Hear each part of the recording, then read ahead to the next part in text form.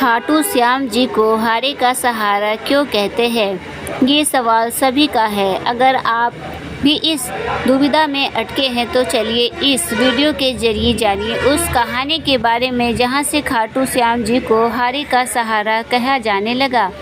हम सभी जानते हैं आज के समय में भगवान खाटू श्याम के प्रति लोगों की कितनी गहरी आस्था जुड़ी हुई है। हर घर या गाड़ी, हर किसी के पास खाटू श्याम की कोई तस्वीर, कोई लॉकेट या कोई मूर्ति देखी जा सकती है। लेकिन कभी आपने गौर किया हो, ज़्यादातर खाटू श्याम नाम के आगे हारे का सहारा लगाया जाता है, जिसके अर्थ के बारे में बहुत ही कम लोग जानते हैं। उनके भक्तों के लिए इस शब्द का मतलब बस कष्टों को दूर करने वाले भगवान से होगा। लेकिन बता दें, इसे कुछ और रहस्य से भी जोड़ा जाता है। जी हाँ, अगर आप खाटू श्याम जाने का प्लान बना रहे हैं तो पहले हारे का सहारा कहने से पहले उसका मतलब जान लें। जिन्हें आप खाटू श्याम जी के नाम से जानते हैं और उन्हें पूजते हैं, वो कोई और नहीं बल्कि पांडवों के भीम के पोते और घटोत्कच के बेटे हैं। इनका असली नाम है बर्बरीक है। प्राचीन कथाओं के मुताबिक बर्बरीक बचपन से ही वीर योद्धा थे और उन्हें भगवान कृष्ण ने ही कलयुग में अपने नाम से पूजे जाने का वरदान दिया था। इस वरदान के पीछे एक बड़ी ही रोचक बात छिपी हुई है। महाभारत युद्ध के समय बर्बक भी इस युद्ध में शामिल होना चाहते थे, क्योंकि उन्हें पता था कि कौरवों की तुलना में पांडवों की सेना बेहद कम है। ऐसे में पांडवों के लिए लड़ाई जीतना काफ़ी मुश्किल था। बर्बरीक ने मां से कहा कि वे युद्ध में उसी का साथ देंगे जो लड़ाई हारा होगा। मां की आज्ञा लेने के बाद बर्बरीक युद्ध के मैदान में पहुंचे और देखा युद्ध में कौरवों का पक्ष कमज़ोर है। ऐसे में उन्हें कौरवों की ओर से लड़ाई लड़ने का फैसला लिया। इस वजह से उन्हें हारे का सहारा कहते हैं। जब भगवान कृष्ण को बर्बरीक के युद्ध में आने की बात पता चली तो वो समझ गए कि बर्बरीक जिस पक्ष से लड़ेंगे उसकी जीत जरूर होगी। ऐसे में श्री कृष्ण ब्रह्मा का भेष बदलकर बर्बरीक के पास पहुंच गए और उनसे दान में उनका शीश लेने की बात कहने लगे। बर्बरीक ने उन्हें शीश दे दिया, जिसके बाद श्री कृष्ण ने उन्हें वरदान दिया कि कलयुग में तुम मेरे नाम से जाने और पूजे जाओगे। कहते हैं, अगर कोई भक्त खाटू श्याम भगवान के पास अपनी मन की कामना लेकर जाता है तो उसकी इच्छा जरूर पूरी होती है। राजस्थान के सीकर जिले में स्थित खाटू गांव में बना खाटू श्याम जी का मंदिर लाखों श्रद्धालुओं की आस्था का केंद्र है। यह मंदिर सिर्फ एक धार्मिक स्थल नहीं बल्कि करोड़ों लोगों की उम्मीद और विश्वास का प्रतीक बन चुका है।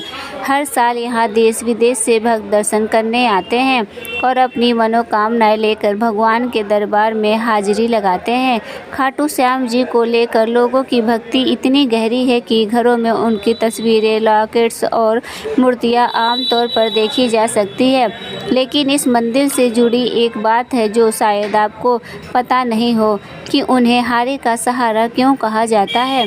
ऐसा माना जाता है कि खाटू श्याम जी के दरबार में जो भी सच्चे मन से अपनी मनोकामना लेकर आता है उसकी हर इच्छा पूरी होती है। भक्तों का यह विश्वास है कि श्याम बाबा केवल उन लोगों की ही नहीं सुनते जो सुख में होते हैं, बल्कि वे खासकर उन लोगों के साथ खड़े होते हैं जो संघर्ष में होते हैं, जो हार के कगार पर होते हैं। यही कारण है कि वे हारे का सहारा कहलाते हैं, जिसका मतलब है कि जीवन की कठिन परिस्थितियों में एकमात्र उम्मीद का नाम। बर्बरीक का सिद्धांत था कि वे हमेशा उस पक्ष का साथ देंगे जो युद्ध में हार रहा होगा। जब महाभारत का युद्ध प्रारंभ होने वाला था तब वे युद्ध भूमि की ओर बढ़े, लेकिन जैसे ही भगवान श्री कृष्ण को इसकी जानकारी हुई वे चिंतित हो उठे।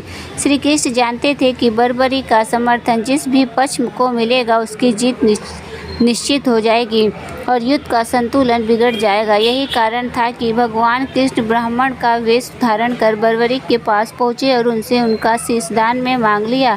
बर्बरीक ने बिना झिझक अपने गुरु धर्म और नीतियों का पालन करते हुए अपना शीश श्री कृष्ण को दान कर दिया। उनके इस त्याग, निष्ठा और बलिदान से प्रसन्न होकर श्री कृष्ण ने उन्हें वरदान दिया कि कलयुग में वे अपने ही नाम से ही नहीं बल्कि श्री कृष्ण के नाम श्याम से भी पूजे जाएंगे।